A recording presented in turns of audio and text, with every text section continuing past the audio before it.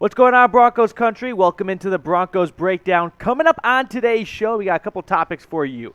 First off, there's a little word on the street, a little birdie out there saying that Nathaniel Hackett is pushing hard for an Aaron Rodgers trade, so we'll touch on that, get the latest on that scoop. Then we'll look at Todd McShay's latest NFL Mock Draft, see who he has the Broncos taking at that number 9 spot, and finally, we'll go full circle with checking out the latest coaching staff in Denver as Hackett has made a couple more hires, and we'll get a sneak peek at what the next coaching staff will look like. First, though, let's dive into the Aaron Rodgers trade rumor saga. So this came out not long ago from a Chicago Bears reporter who I think just wants to get Rodgers out of the NFC North.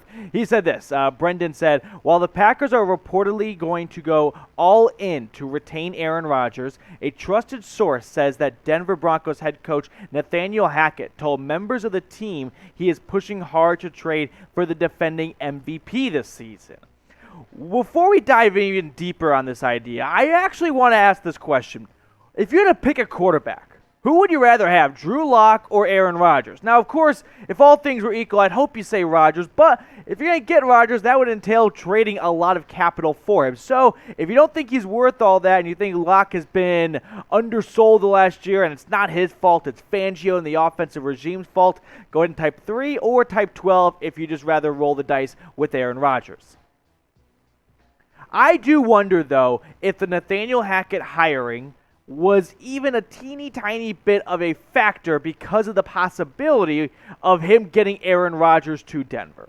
I think if Aaron Rodgers was going to want to leave Green Bay, he'd want to go to a place where you already have some familiarity. He wouldn't want to go to an organization where he's got no ties there, none of his guys, none of his former staff members or coaches already there, and he's got to start from, ground zero. I think Denver would make the most sense because of that Hackett hire, and then you add in the already loaded roster that it has. It would be pretty awkward, I think, if the Hackett hiring was even slightly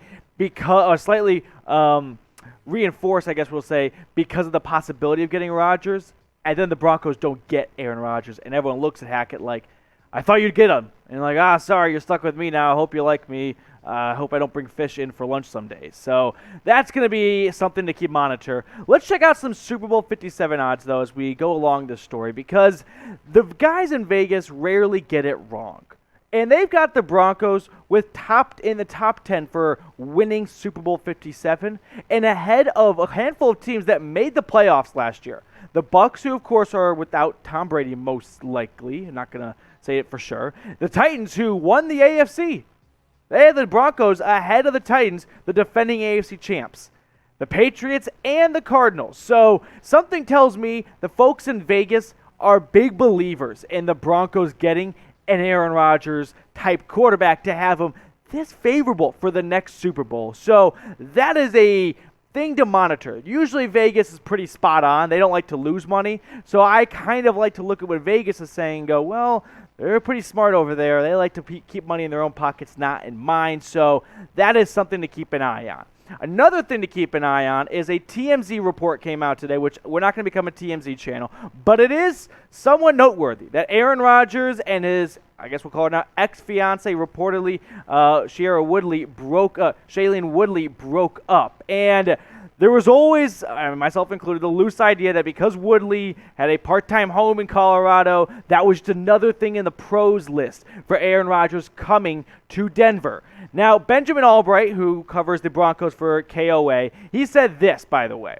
The Packers, are preparing to offer a monstrous contract north of $50 million per year. But Aaron Rodgers has said he's not in it for the money or a rebuild. We'll see if he actually means that. That's a big point right there. Does he want to rebuild or does he want to go place to win? And that would be the Denver Broncos, I think. But if he doesn't come to Denver, the Broncos have to prep for what Plan B is. Because Plan A is Aaron Rodgers / Russell Wilson. Plan B is we hope we don't get to Plan B. And if we do, we look at a veteran quarterback like Kirk Cousins or Jimmy Garoppolo, or is it more along the lines of actually let's roll the dice with Drew Lock? So we're going to find out what GM George Paton wants to do for Plan B, because if Rodgers stays in Green Bay, We're going to learn a lot about what the Broncos front office really wants to do at that quarterback spot, whether it's drafting someone, Drew Lock, or a different veteran quarterback who's obviously a step below Rodgers or Wilson. Time to get the crystal ball out, though. Predict who do you think the Broncos' 2022 starting quarterback will be? Let me know in the comments. I'm very curious because it can go a variety of directions, whether it's Kenny Pickett at the number 9 spot, and we'll check out a mock draft in just a little bit, or it's Kirk Cousins from Minnesota getting back with his old GM Peyton, or if it's going to be a big name like Aaron Rodgers, Russell Wilson, or even settling for Drew Lock. Also, guys, Chat Sports is the main channel here, and we've got an awesome YouTube channel with nearly 280,000 subscribers. So join that channel if you are looking for more mock drafts and more trade rumors across the league. They even touch on we even touch on NBA, college football. Go to youtube.com/chatsportstv. Awesome content we have over there. So subscribe to the mothership. Next up on today's show, the latest Todd McShay mock draft. Let's see who ESPN's finest, along with Mel Kiper, has the Broncos selecting at that number 9 overall spot in back-to-back years. So, drum roll, please. Devin Lloyd, the linebacker out of Utah.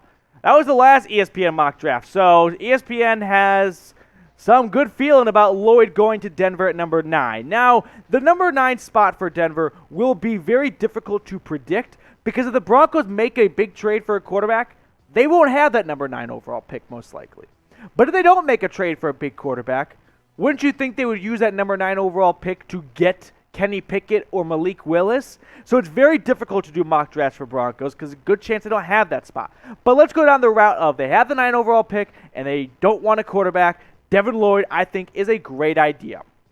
To me, seems like he's bust-proof. He is the modern-day linebacker. He's great in pass coverage. He's great in run stopping. We'll show you his stats in a little bit, but I like this pick a lot. We'll talk more about it in just a second, but if you love NFL mock drafts, which I hope you do because that's hopefully a big reason why you clicked on today's video, then you should absolutely subscribe to the Broncos Breakdown. Hit that big red button. Join us here because we're putting out the latest mock draft rumors, news, buzz, even doing our own content as well, pretty much every single week. So hit that big red button and sub for more mock drafts.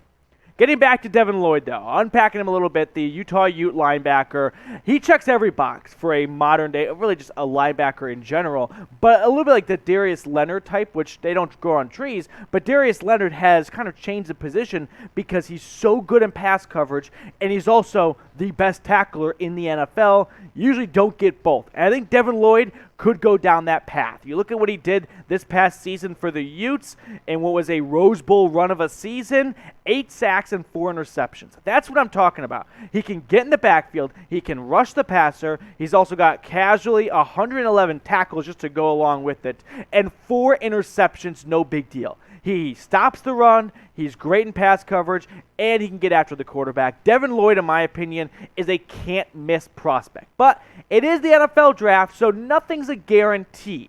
If the Broncos were to pick Devin Lloyd, that 9 overall pick, how excited would you be?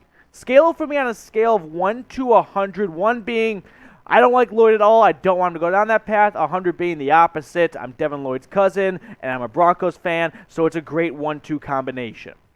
I would be at about an 83. I think Devin Lloyd is he's going to be a great NFL player. But at the end of the day, linebackers in the NFL, the position itself has kind of been devaluated, right? You look at what's getting paid, and you want edge rushers and you want corners. You want guys that can get after the quarterback and guys that can disrupt quarterbacks' passes. Linebackers in the modern-day NFL, when teams aren't running as much as they used to, all of a sudden you don't really need a great linebacker like you once did because teams are passing more, and that's not what you need a linebacker for. You need linebackers to stop the run, and that's why I think a top 10 pick in a linebacker, so call. Let's get to the latest on the head coaching, or the coaching trail, I should say, and who the Broncos have hired to be a part of the new coaching regime. Handful of hires were made in the last couple of days, so let's run through the list here. I got some notes, a lot of names, and there's no chance I remembered all this. So we'll start with Peter Hansen, the new linebacker coach. He was with University of Nevada, Las Vegas as their defensive coordinator for the last 2 seasons.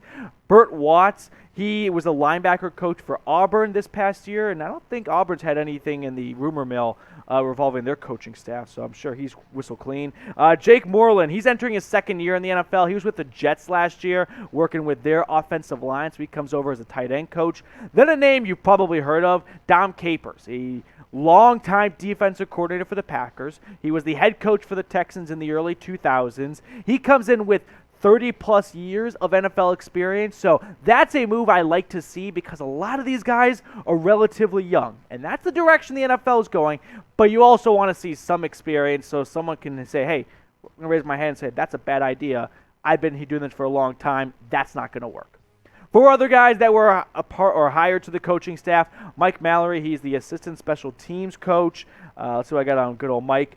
He's been around for a while. He's been in the NFL for 13 years, and he coached at the collegiate level for 22 seasons as well.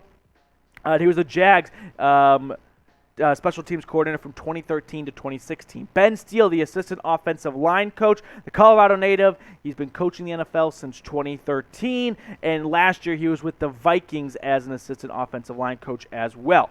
Then we have Raymond Chinyoung. The last couple of years he has been the head coach for a high school in Texas, and he's going to be the offensive quality control coach. And then finally, Tyrone Wheatley, the running back coach who what do you have for him? He overlapped with Nathaniel Hackett in Syracuse along with Buffalo, and that's kind of the big takeaway is when a new NFL coach is hired, he likes to get the band back together. He likes to bring his buddies, people he trusts, people he knows, and so you can look and see his past and go, all right, who has he overlapped with in his career, and who's going to give a job to.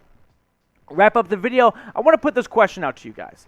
If you have faith in Nathaniel Hackett, go ahead and type me down below. It's not that I don't have faith in Nathaniel Hackett, but Nathaniel Hackett has really gutted the staff. That was, in my opinion, a very good staff outside of some bad big eggs at the big spots at OC and head coach.